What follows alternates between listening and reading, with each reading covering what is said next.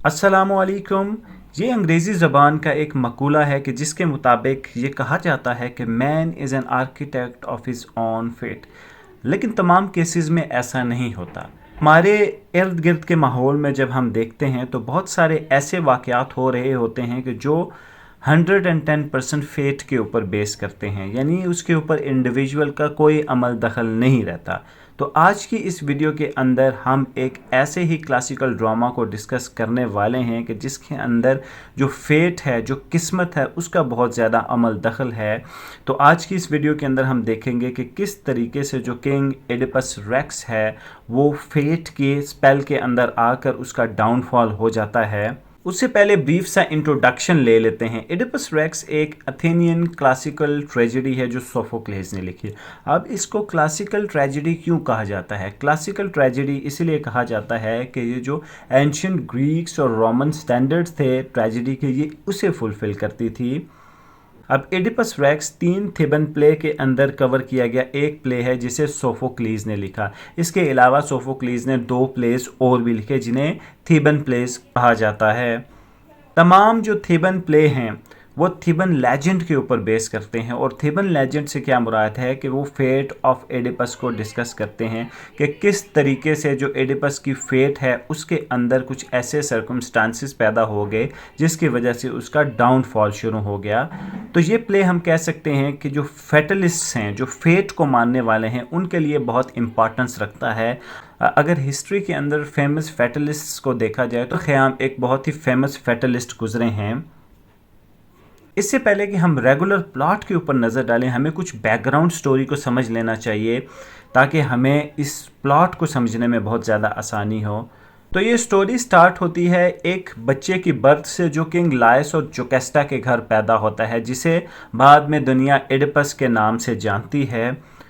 अब लाइस बहुत ज़्यादा एक्साइटेड होता है तो वो एक प्रोफेसी कराता है, एक प्रोफेसी करने वाले के पास जाता है और उससे पूछता है कि इस बच्चे का मुस्तकबिल क्या होगा, जिस पर वो उसे बताता है कि ये बच्चा बड़ा होकर तुम्हें कत्ल करेगा।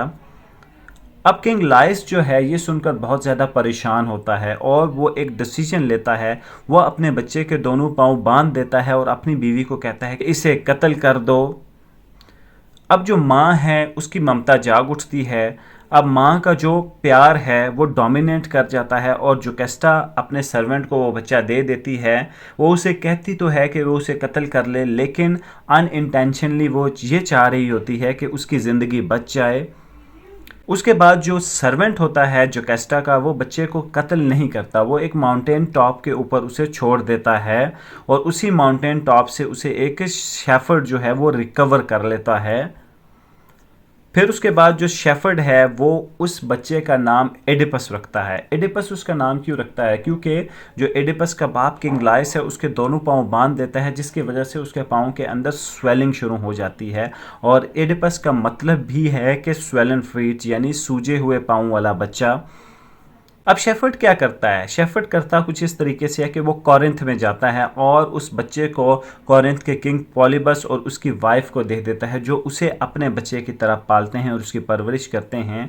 एडिपस ग्रो कर रहा होता है, उनके घर पल रहा होता है, तो उसे एक रूमर सुनाई देती है कि वो पॉलीबस और उसकी वाइफ का हकीकी बेटा नहीं है।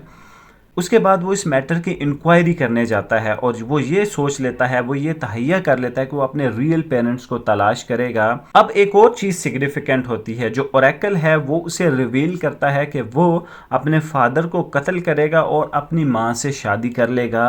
अब एडिपस ये सुनकर परेशान हो जाता है। इस सारी सिचुएशन को अवॉइड करने के लिए वो कॉरिंथ को लीव कर देता है और थीव्स में चला जाता है। कॉरिंथ को लीव इसलिए कर देता है क्योंकि उसके जहन में अभी भी कहीं ना कहीं ये है कि जो पॉलीबस है और उसकी वाइफ है वही उसके रियल फादर और मदर हैं।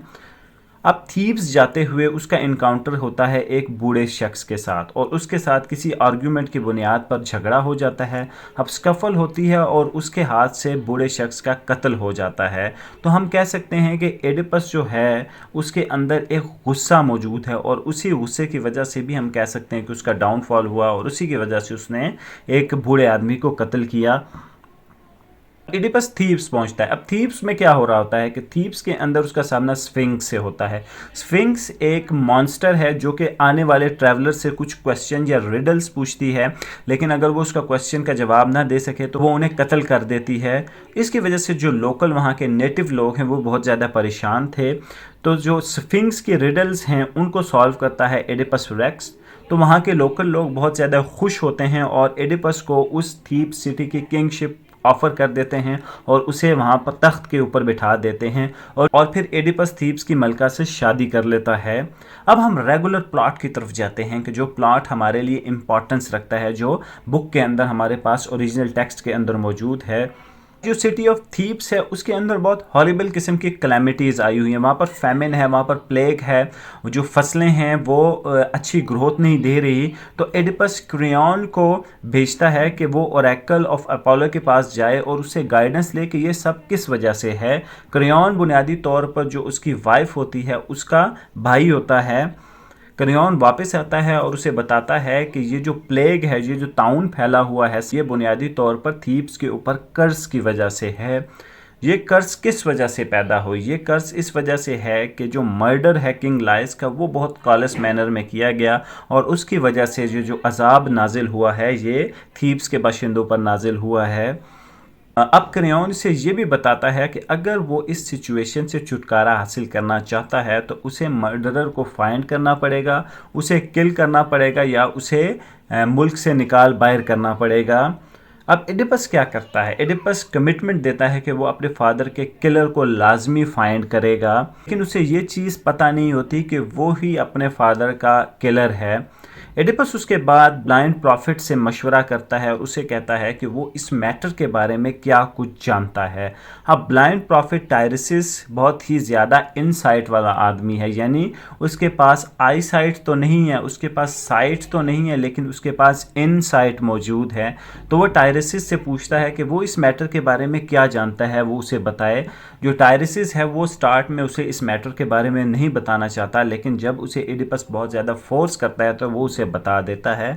अब वो उसे क्या बताता है? वो उसे बताता है कि उसी ने ही अपने बाप को कत्ल किया। वो जब थीब्स की सिटी के अंदर आया तो जो बूढ़ा शख्स जिसके साथ उसका आर्ग्यूमेंट हुआ और उसने उसे कॉलेस वे में कत्ल किया, वो दरअसल किंग लाइस उसका बाप ही था। उसके बाद वो उसे ये भी बताता है कि जो उसकी बीवी है वो दरअसल में उसकी मदर है, वो उसका बेटा है। ये सुनकर एडिपस को बहुत ज़्यादा गुस्सा आता है। एडिपस बुनियादी तौर पर एक तकब्बुर भरा आदमी है, उसे गुस्सा आता है और वो ब्लाइंड प्रॉफिट को कर्ज करना शुरू करता है और उसे बुरे अल्फाज में याद करना शुरू करता है। Both are displaying what in Greek is called orge और एंगर टूवर्ड्स ईच अदर। अब दोनों जो हैं एक दूसरे के खिलाफ एंगर का मुजाहरा करते हैं, जिसे ग्रीक माइथोलॉजी या ग्रीक लैंग्वेज के अंदर ऑर्ज कहा जाता है। उसके बाद एडिपस क्या करता है? सीन चेंज होता है। एडिपस को शक पड़ता है कि क्या ये कोई साजिश तो नहीं है और इस साजिश के पीछे कौन है। उसके माइंड में आता है कि हो सकता है कि जो उसकी वाइफ जोकास्टा है उसका जो भाई क्रेओन है वो इस साजिश के पीछे हो, क्योंकि वो चाहता था कि लाइस के बाद वो तख्त के ऊपर बैठे। एडिपस उसको बुलाता है क्रेओन को, उससे इंक्वायर करता है और उसकी मौत का नकारा बजवा देता है, जिसको जोकास्टा पैसिफाई करती है और उसे समझाती है कि जो उसका भाई क्रेओन है वो इस किस्म की किसी एक्टिविटी के अंदर मुलविस नहीं है, वो खामखा ही उसके ऊपर शक कर रहा है। जोकास्टा फिर एडिपस को बताती है कि किस तरीके से जो अपोलो ओरेकल है उससे प्रोफेसी की थी कि जो एडिपस है वो अपने बाप को कत्ल करेगा और फिर किंग लाइस ने एडिपस के साथ क्या किया था, वो सारा बैकग्राउंड उसको बताती है। उसके बाद वो उसको वो भी स्टोरी सुनाती है कि जो उसने अपने एक सर्वेंट से सुनी कि जिसने किंग लाइस के मर्डर को होते हुए देखा था। अब ये तमाम स्टोरी सुन के एडिपस रियलाइज़ कर लेता है कि दरअसल वही अपने बाप का कातिल है और उसके बाद वो कहता है कि वो एक विटनेस जो है जिसने ये कत्ल होते हुए देखा उससे मिलना चाहता है। उसके बाद जोकास्टा भी सिचुएशन को समझना शुरू कर देती है, तो वो अपोलो से प्रे करती है कि वो जो एडिपस की सैनिटी है उसे रिस्टोर करे, क्योंकि जो एडिपस है बहुत अजीब सा बिहेव कर रहा है कि जब से उससे लाइस की डेथ के बारे में सुना है। अब मैसेंजर जो है वो जोकास्टा को बताता है कि जो पॉलीबस है जिसके घर में एडिपस की परवरिश हुई है उसका इंतकाल हो चुका है और वो तबई मौत मरा है, यानी वो नेचुरल डेथ उसका काज थी। एडिपस होप करता है कि ये न्यूज़ जो है ये शो करती है कि जो ओरेकल है वो झूठा था, क्योंकि उसका जो बाप है वो फोर्थ हो चुका है। लेकिन जो बैक ऑफ द माइंड उसके अंदर ये फियर्स चल रहे होते हैं कि उसका बाप दरअसल पॉलीबस नहीं बल्कि किंग लाइस ही था। उसके बाद मैसेंजर एडिपस को बताता है कि जो पॉलीबस है वो उसका रियल फादर नहीं था, और जो शेफर्ड था उसने उसे किसी और शेफर्ड को दे दिया था, और जो उसका रियल फादर था वो किंग लाइस था।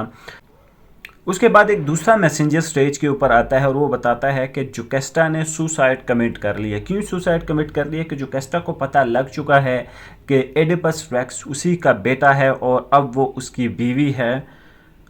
उसके बाद जो किंग है वो मलका के कानों के बुंदों से अपने आप को अंधा कर लेता है, और यहाँ पर हमारी इस स्टोरी का ख़ात्मा होता है कि जब एडिपस जो होता है बहुत ज़्यादा परेशान होता है और रोता हुआ शेल्टर चाहता है अपनी उस पेनफुल मेमोरी के साथ। उसने अपनी आंखें तो रिमूव कर ली, लेकिन उसके जो मेमोरी है उसके अंदर वो वाक़या अभी भी मौजूद है। तो एडिपस के लिए एक खूबसूरत सा शेर मैं कहना चाहता हूँ। मैं साजिशों में घिरा एक यतीम शहजादा, कोई छुपा हुआ खंजर मेरी तलाश में है।